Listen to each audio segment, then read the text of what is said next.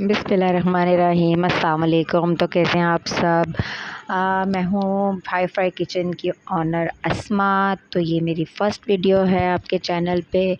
तो आज मुझे ऑर्डर आया था मटन कढ़ाई का, तो मैंने कहा चलो अपना व्लॉग भी डाल देती हूँ। इंशाल्लाह आपको नेक्स्ट व्लॉग भी मेरे मिलना शुरू हो जाएंगे, मेरी अच्छी अच्छी वीडियोस के, रेसिपीज़ के, इसके अलावा मेरे ऑर्डर्स के। तो ये मेरा फ़र्स्ट ऑर्डर था। मैंने अपनी वीडियोस नहीं बनाई कि आज मेरा डे फर्स्ट है, आज मैं ये करने जाऊँगी, आज मैं अपना लोगो लेने जाऊँगी, आज मैं अपने बिज़नेस को ऐसा करूँगी, आज मैं अपने बिज़नेस से वैसा करूँगी।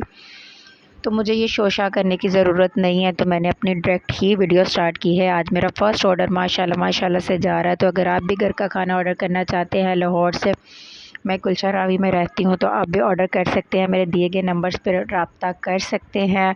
और प्लीज़ प्लीज़ प्लीज़ वीडियो अच्छी लगे तो लाइक एंड सब्सक्राइब लाजमी करिएगा। और मुझे पूरी उम्मीद है कि आप लोग सब मुझे बहुत ज़्यादा सपोर्ट करेंगे। Thank you. अल्लाह हाफिज़।